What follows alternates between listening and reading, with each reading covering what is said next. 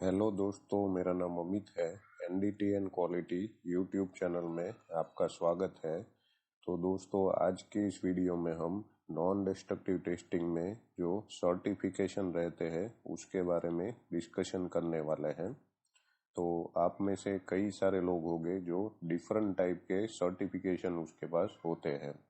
जैसे कि कई सारे लोग के पास ASNT, SNTTC 1A के हिसाब से सर्टिफिकेशन होता है, जबकि कोई कोई लोग होते हैं जिसके पास PCN या ISO 9712 इसके हिसाब से NDT लेवल 1 या 2 किया रहता है।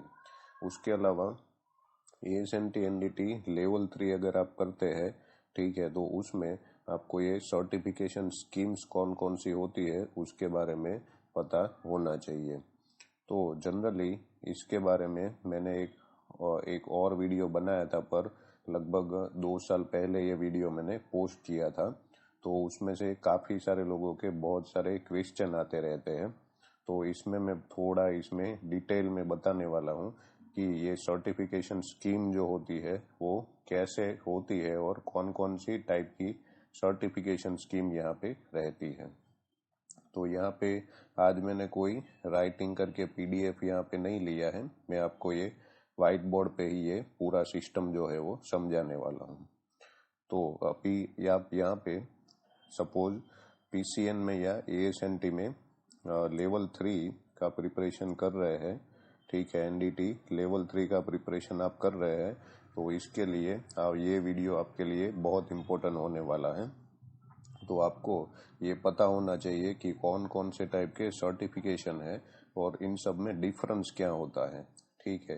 जनरली कई लोग ऐसे होता है जो ऐसे बोल देते हैं कि मैंने ASNT NDT लेवल 2 किया है, पर ये गलत है।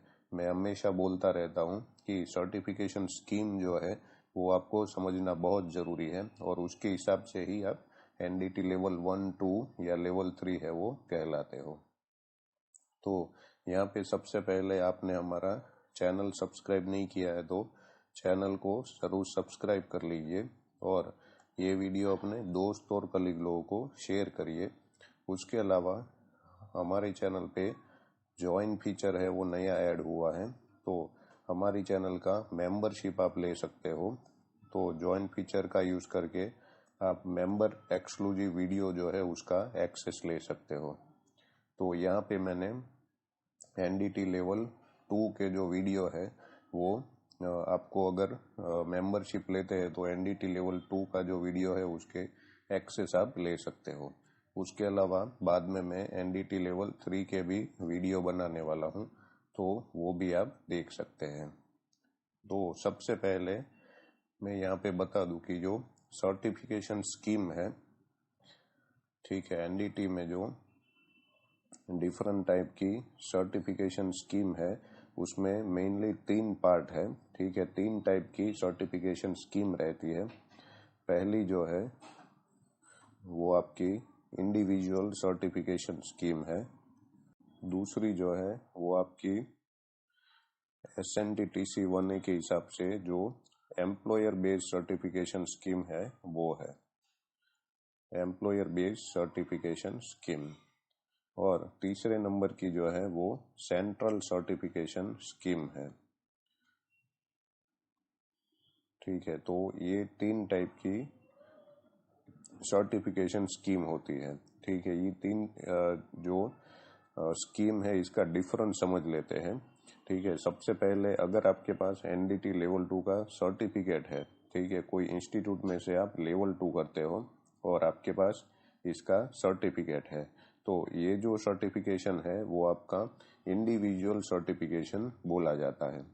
तो आप कोई इंस्टीट्यूट में से लेवल 2 करते हो तो वो लोग क्या करते हैं, उसका जो सर्टिफिकेट होता है वो एज पर SNTTC 1 है उसका रिटर्न प्रैक्टिस होता है इंस्टीट्यूट का और उसके हिसाब से आपको सर्टिफिकेट इश्यू करते हैं। तो ये इंडिविजुअल सर्टिफिकेशन है और ये सर्टिफिकेट आपके पास है तो आप अपने CV में NDT लेवल 1 या लेवल 2 आपने किया है वो लिख सकते हैं, ठीक है। इसमें आगे आप ASNT नहीं लगा सकते। ठीक है, कई बार कई लड़के होते हैं जो अपने सीवी में लिखते हैं कि मैंने ASNT NDT लेवल 2 किया है। ठीक है, तो ये गलत बात है, क्योंकि आपको इंस्टीट्यूट में से लेवल 2 करते हो तो आपका वो इंडिविजुअल सर्टिफिकेशन बोला जाता है। तो वो स्कीम जो है वो इंडिविजुअल सर्टिफिकेशन स्कीम है। तो आपको जो सर्टिफिकेट मिलता है वो NDT लेवल 1 या 2 का मिलता है, और वो जो इंस्टीट्यूट है XYZ, जो भी इंस्टीट्यूट का नाम है, उसके हिसाब से आप NDT लेवल 2 किया है। ठीक है, ऐसा बोल सकते हैं, पर ASNT NDT लेवल 2 आप नहीं बोल सकते। ठीक है, ये हमेशा याद रखना है। अगर आप सीवी में भी ASNT NDT लेवल 2 लिखते हैं तो वो गलत है, तो वो आपको चेंज करना पड़ेगा। आपको खाली वहाँ पे as per ASNT SNTTC 1A के हिसाब से आपने लेवल 2 किया है और XYZ इंस्टीट्यूट में से लेवल 2 किया है, वही आप लिख सकते हैं। ठीक है, तो आपको समझ में आया होगा कि आपके पास जो जनरली सर्टिफिकेट रहता है वो इंडिविजुअल सर्टिफिकेशन रहता है, जो आपने कोई इंस्टीट्यूट में से लेवल 2 किया रहता है। दूसरा जो है वो एम्प्लॉयर बेस्ड सर्टिफिकेशन स्कीम है। ये बहुत इंपॉर्टेंट स्कीम है। अगर आप SNTTC 1A के हिसाब से कोई SNTTC 1A के हिसाब से आपकी कंपनी में रिटर्न प्रैक्टिस प्रिपेयर करते हैं और इसके हिसाब से आप पूरा सर्टिफिकेशन प्रोसेस करते हैं, तो उसको एम्प्लॉयर बेस्ड सर्टिफिकेशन बोला जाता है। तो इसमें जनरली क्या रहता है कि आपको NDT लेवल 1 या 2 या फिर NDT लेवल 3 करने के लिए सबसे पहले कंपनी में आपको रिटर्न प्रैक्टिस प्रिपेयर करना पड़ेगा। तो एम्प्लॉयर जो है वो रिटर्न प्रैक्टिस प्रिपेयर करता है और लेवल 3 उसको अप्रूव करता है। तो रिटर्न प्रैक्टिस उसके हिसाब से बनाया जाता है और कंपनी का इसमें लेवल 2 का सर्टिफिकेट मिलता है। जैसे कि कोई कंपनी है, आपका ABC करके कंपनी है, तो ABC कंपनी में आप काम करते हो तो ABC कंपनी वाले आपको सर्टिफिकेट इश्यू करते हैं। वो as per SNTTC 1A return practice पहले प्रिपेयर करते हैं और रिटर्न प्रैक्टिस के हिसाब से आपको ट्रेनिंग दिया जाता है और ट्रेनिंग के बाद एग्जाम आपका लिया जाता है। ठीक है, और उसके अलावा आपका इसमें पहले से NDT में एक्सपीरियंस भी होना चाहिए। ठीक है, ये सब चीज जो है वो SNTTC 1A में लिखा हुआ है। ठीक है, तो इसके हिसाब से पूरा का पूरा ट्रेनिंग एग्जाम आपका डॉक्यूमेंटेड स्किल होना चाहिए, आपको एक्सपीरियंस डॉक्यूमेंटेड होना चाहिए, आपको नॉलेज होना चाहिए।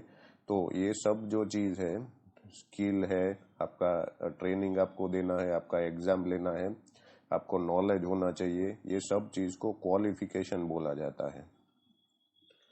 ठीक है, क्वालिफिकेशन बोला जाता है। तो आपका क्वालिफिकेशन जो है वो आपका NDT लेवल 3 जो रहता है, ठीक है, वो चेक करता है।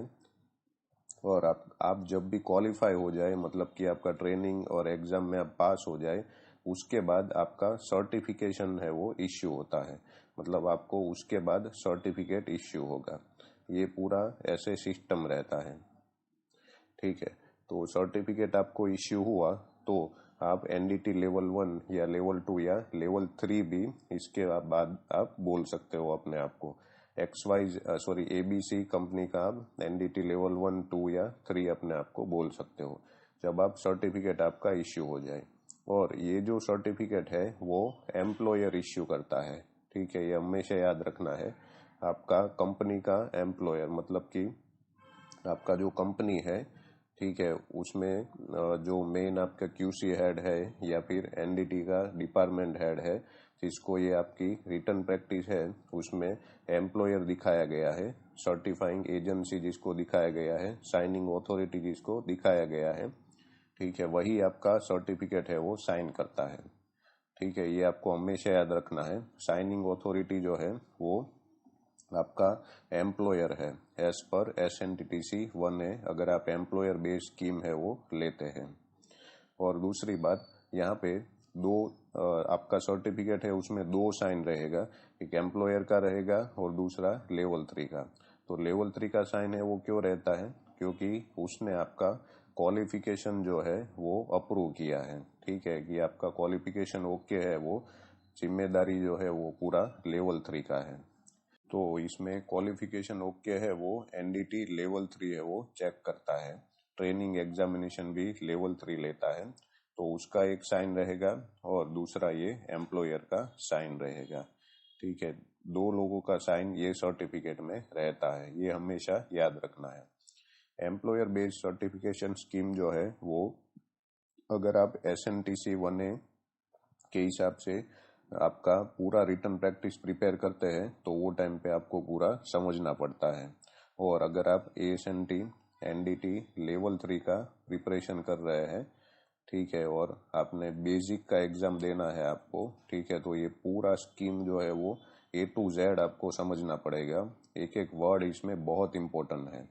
ऐसा ही दूसरा जो स्कीम है वो CP 189 करके भी है, वो भी ASNT का ही स्कीम है। ठीक है, एम्प्लॉयर बेस्ड स्कीम है, तो वो भी कुछ कुछ कंपनियां हैं वो भी प्रीफर करती है। तो जनरली ये SNTTC 1 है वो ज्यादातर लोग प्रीफर करते हैं, क्योंकि ये इसमें मॉडिफाई करना इजी होता है। ठीक है, मतलब कि आपको कोई चीज इसमें मॉडिफाई करना है, अपने हिसाब से सेट करना है, तो आपका जो रिटर्न प्रैक्टिस है वो आप चेंज कर सकते हैं। तो इसके लिए ये सर्टिफिकेशन स्कीम है वो ज्यादा पॉपुलर है। अभी ये सेंट्रल सर्टिफिकेशन स्कीम की बात करते हैं, तो आप PCN और ISO के हिसाब से आप यहाँ पे PCN और ISO के हिसाब से जो ISO 9712 के हिसाब से जो लेवल 2 करते हो, वो सेंट्रल सर्टिफिकेशन स्कीम है।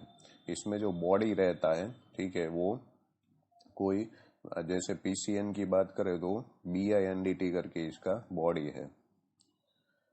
ठीक है, तो एक सर्टिफिकेशन बॉडी रहता है और वो आपको सर्टिफिकेट इश्यू करता है। उसका जो पूरा क्वालिटी मैनेजमेंट सिस्टम होता है वो एज पर ISO 9712 तरीके से होता है। ये दोनों स्कीम है, PCN और ये ISO 9712, ये सेम स्टैंडर्ड के हिसाब से है। ठीक है, इसका जो मेन स्टैंडर्ड है वो ISO 9712 ही है। तो आप चाहे PCN करो या ISO 9712 के हिसाब से लेवल 2 करो, तो दोनों में आपको जो सर्टिफिकेट मिलता है वो वर्ल्ड वाइड आपका वैलिड रहेगा। तो इसमें डिफरेंस क्या है, ये एम्प्लॉयर बेस्ड सर्टिफिकेशन स्कीम जो है आपका, ठीक है, इसमें क्या होता है, ये आपका जो स्कीम है इसमें आप कोई भी एम्प्लॉयर छोड़ के जाते हो, जैसे यहाँ पे मैंने बात की आप ABC कंपनी में काम करते हो और वो आपने छोड़ दिया कंपनी, तो आपका जो सर्टिफिकेट है वो ऑटोमेटिक यहाँ पे रिवोक हो जाएगा, टर्मिनेट हो जाएगा। मतलब कि ये सर्टिफिकेट जो है वो आप यूज नहीं कर पाओगे। ठीक है, तो एम्प्लॉयर बेस्ड सर्टिफिकेशन का ये बहुत बड़ा डिसएडवांटेज है। मतलब एक कंपनी में से दूसरी कंपनी में आप जाते हो तो ये सर्टिफिकेट ऑटोमेटिक रिवोक हो जाएगा, तो आप इसको यूज नहीं कर पाओगे। जबकि सेंट्रल सर्टिफिकेशन स्कीम जो है वो पूरा वैलिड है। मतलब कि आप एक एम्प्लॉयर को छोड़ के दूसरी कंपनी में जाते हो, दूसरे एम्प्लॉयर ज्वाइन करते हो, तो वो टाइम पे भी आपका ये सर्टिफिकेट जो है वो वैलिड रहता है। इसका 5 साल का वैलिडिटी आपको मिलता है। ठीक है, तो 5 साल के लिए ये सर्टिफिकेट आपका वैलिड है। ठीक है, तो जनरली सिलेबस की बात करें तो अगर मैं स्पेशली लेवल 3 की बात करूं तो लेवल 3 में सिलेबस ऑलमोस्ट सेम है। ठीक है, आप कोई भी मेथड ले लो, पर ये ISO 9712 जो स्टैंडर्ड है वो ज्यादा स्ट्रिंजेंट है। इसमें आपको प्रैक्टिकल का एग्जाम भी देना पड़ता है। ठीक है, और इसके अलावा प्रोसीजर राइटिंग वगैरह सब भी इसमें लेवल 3 के एग्जाम में आएगा।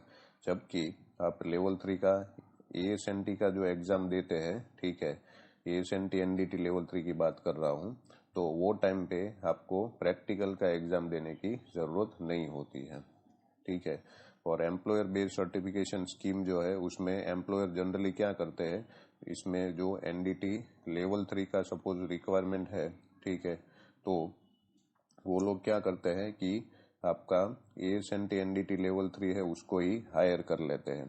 तो SNTC 1 में ऐसा प्रोविजन है कि आप डायरेक्टली ASNT NDT लेवल 3 को ही अपना NDT लेवल 3 बनाते हो, तो वो टाइम पे आपको सभी एग्जाम लेने की जरूरत नहीं है, आपको खाली उसका स्पेसिफिक एग्जाम लेना पड़ेगा।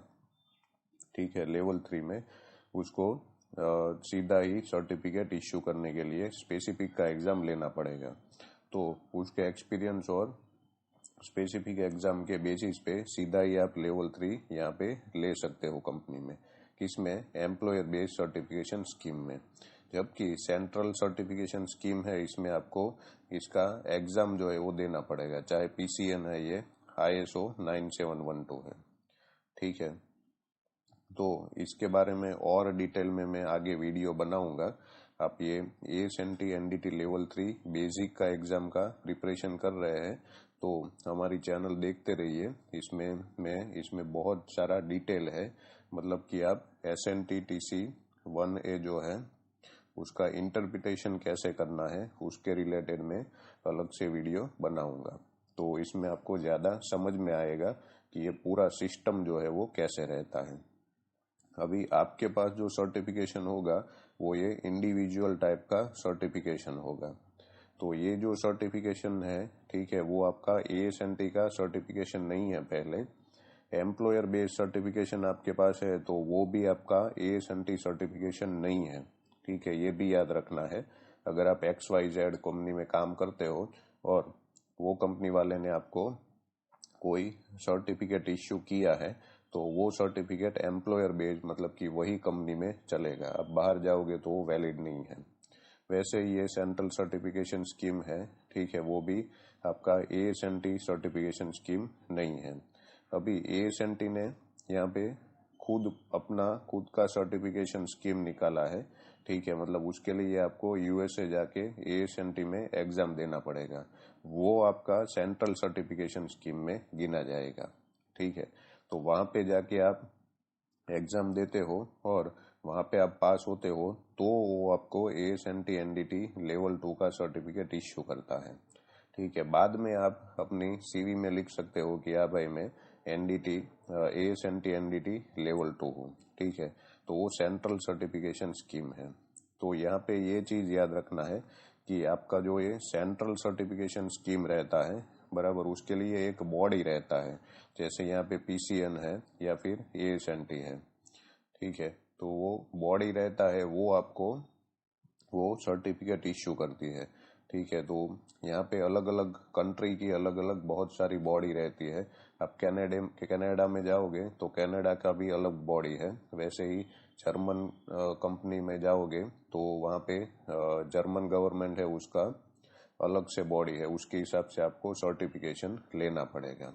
ठीक है, तो ऐसे अलग अलग बॉडी रहती है, उसको सेंट्रल सर्टिफिकेशन स्कीम बोला जाता है। ये तीनों जो सर्टिफिकेशन स्कीम जो है उसका डिफरेंस हुआ।